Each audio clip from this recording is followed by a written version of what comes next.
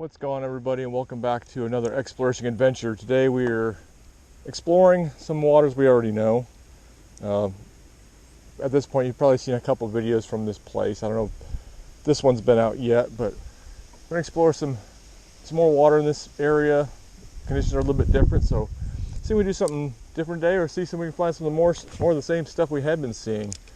I'm actually going to start with some bigger plastic stuff, see if I can pick up a green guy intentionally.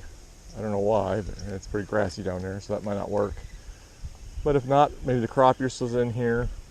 We'll move to another part of the amazing lake and maybe pick up some catfish or an eel. I know it might sound weird, but there's eels in here.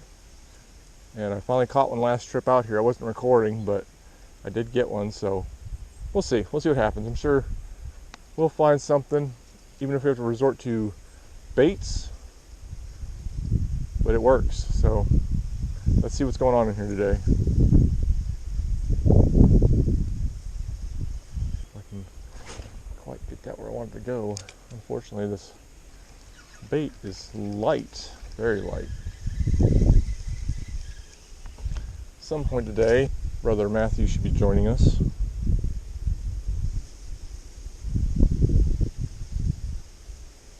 It sounds like, anyway.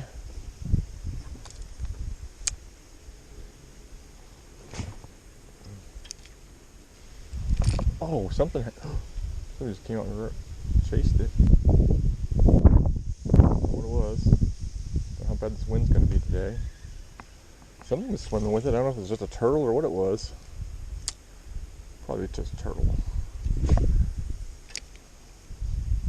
There may be a couple dozen of them in here. Way down the grass. Alright, let's switch it up and see if we can catch some panfish. See if the crappie are still hanging around. The wind's kind of blowing out of the cove today, which if you fish lakes very often, you know lakes are generally very wind-driven areas. So you really want to focus on where that wind's blowing into. Wind-blown banks, coves, especially coves and corners, can be really, really effective. But sometimes the fish are just where they are, so you can't ever be afraid to just fish anything. Obviously, you want to target those high potential areas, high probability areas, but that doesn't mean they're going to be there. They're fish, they have fins, they swim. And sometimes, if it means getting away from the dinks, the big ones will be in an area where maybe it looks like they shouldn't be, but they will be, just to have a place of their own. Or vice versa.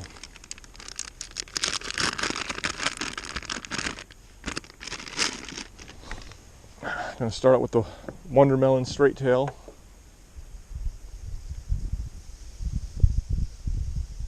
Or magic melon, whatever I've been calling it.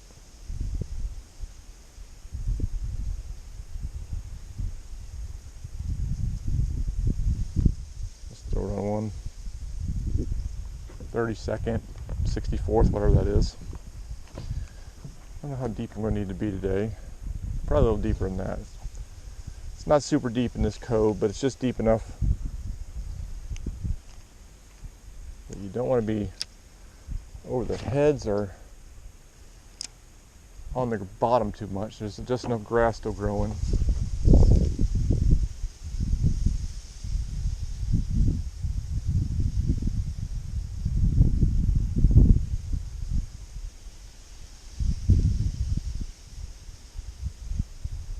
Oh, there was a bite.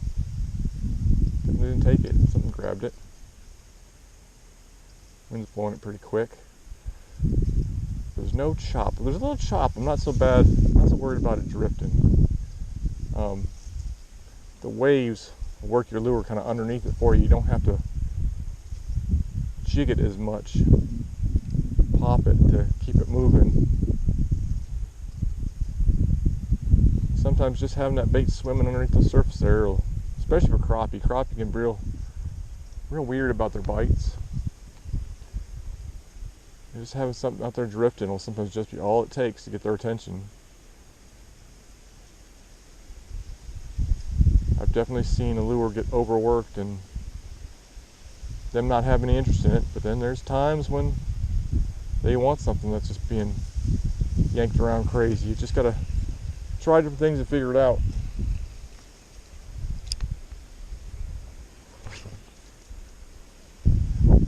Dang. There's fish in here. Oh, he's on it. Oh, I lost him. He was just sitting there with it. I don't know what that was. Odd. Unless it was in the grass. Yep, I was in grass. Never mind. Scratch that. Because that tells me there's an amount of grass right there. So probably casting around it would be effective. So I did get bit, just probably blew into it. Kind of a semi-overcast prefrontal day, so I think some fish will be biting. Not you, turtle. Not you. You don't bite the bit.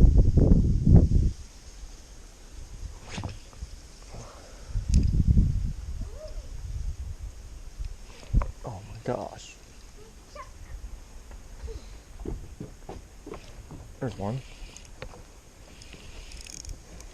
Feels decent, whatever it is. Might be a bass. Yep, green. We got a fish. Green one.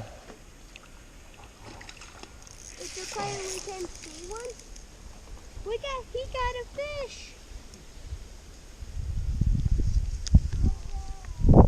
Little bass guy.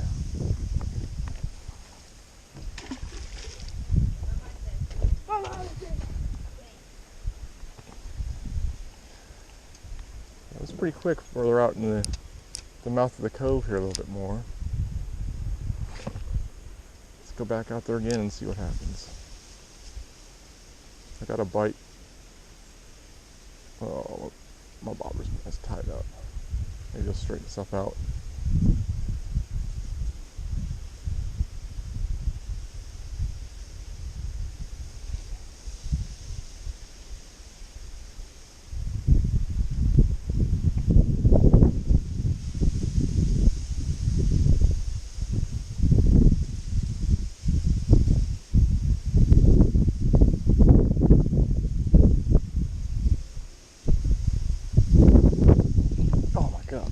All messed up.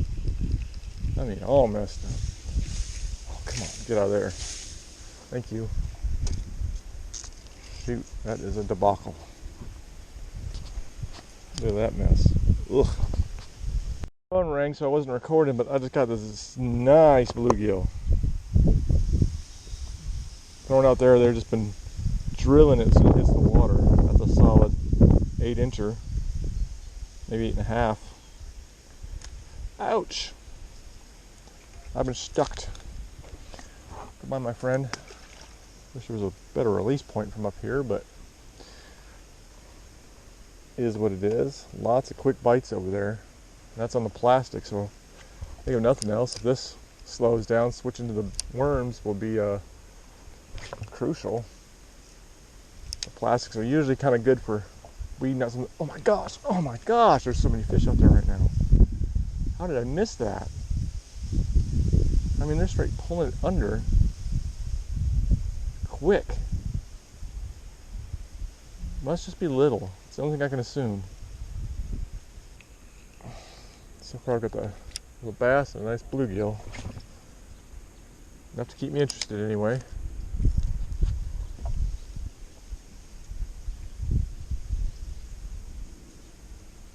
Oh.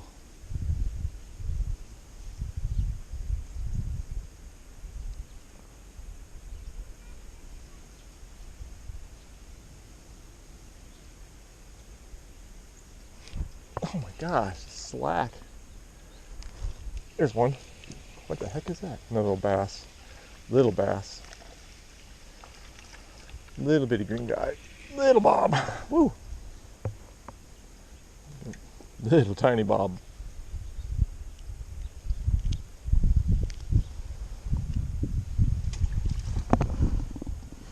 There it splashed. Didn't.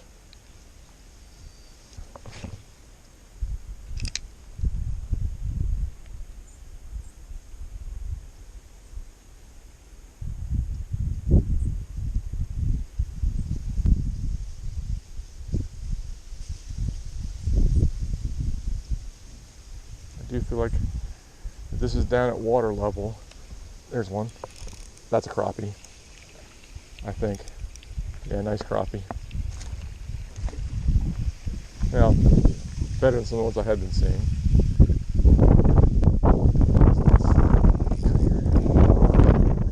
Yeah, not a bad one at all.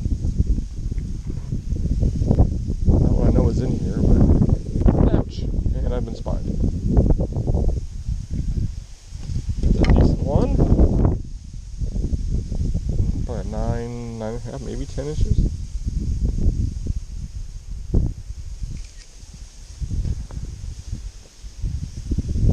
He definitely ate it. Right in the roof of the mouth. Right where you want it. You might have seen a perch or, oh, the bass just ate it while I was pulling it out of the water. He literally grabbed it while I was, oh shoot, I gotta go help him. Alright, back to it.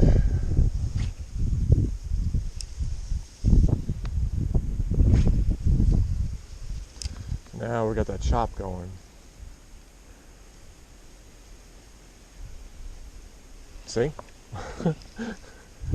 Hey, missed it. By a bluegill or something, but yeah, when you got that chop going, it's just gonna sit there with the bobber, just gonna make it wiggle. Wiggle right underneath the water. Oh. Jumped the gun. Jumped the gun. Oh, there's somebody chasing me. Got a little bass. Get back over there. This time. Oh, I did have a fish on him. Didn't even pull it under, it was just swimming with it. Little green guy. It's a bob.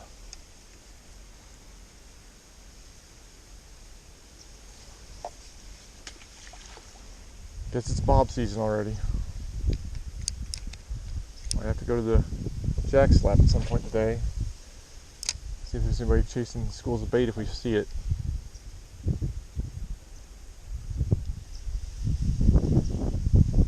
Be cool to start seeing some open water fish again, even though they're bass, but still fun. From an elevated platform in the wind, one of the biggest issues is managing your slack. Because sometimes it's hard to get tight real quick in order to set the hook. You got a big bow in your line. I guess I should have stayed recording. I was trying to record it. Oh, there's a fish flopped over there. But I was trying to get video of a snake crossing here, and before I could get the camera back on, there was one right here coming up. Like either a banded water snake or maybe a Carolina water snake.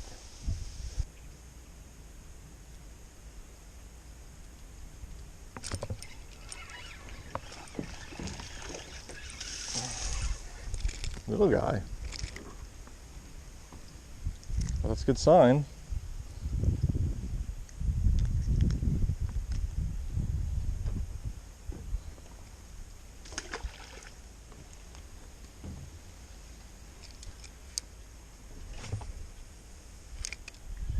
You don't believe this, I just caught this perch on a 3-inch swim bait. That's crazy. I had somebody coming up and smacking at it. Oh, now now I don't know what I want to do. Now I don't know what I want to do. That's interesting. Interesting.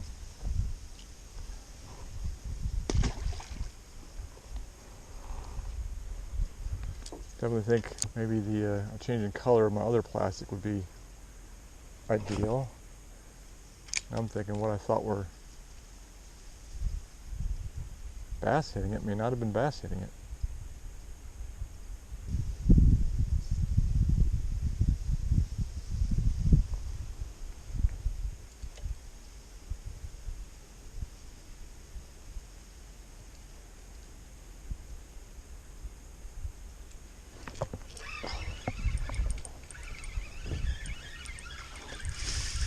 Come on, that's another perch. Holy cow. That's a nice one. Okay. That is a nice perch. Holy cow. On the 3-inch swim bait. I threw that 1-inch plastic through there how many times without a nibble? He came up and just smoked that 3-inch swim bait. Look at that thing.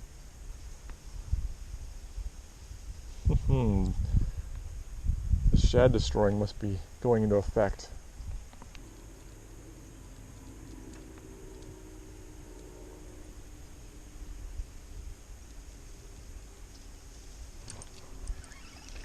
That's a bass.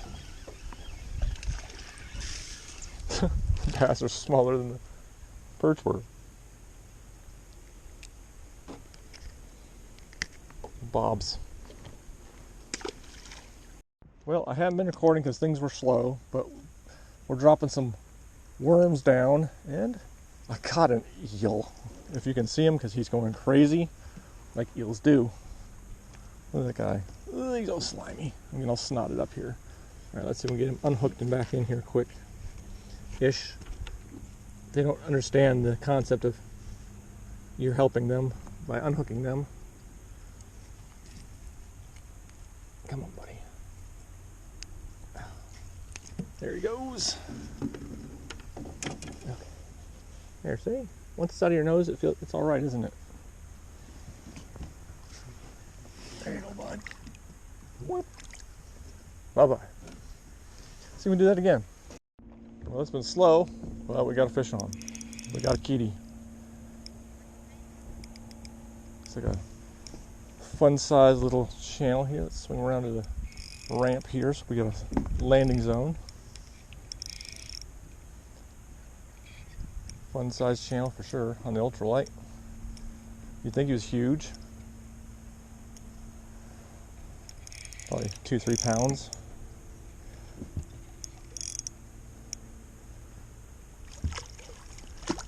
Not bad. Not bad at all. Ski. Ski him up here. Look at that guy. That's a pretty one. Yeah, that's a nice one actually. If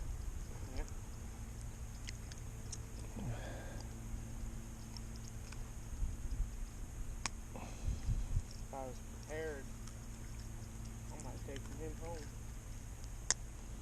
Yeah, that'd been a good eater right there. Oh, look at the poop coming out of him. It's nasty. Pretty 2 or 3 pound channel. Bye, bud. All right. That'll do, donkey.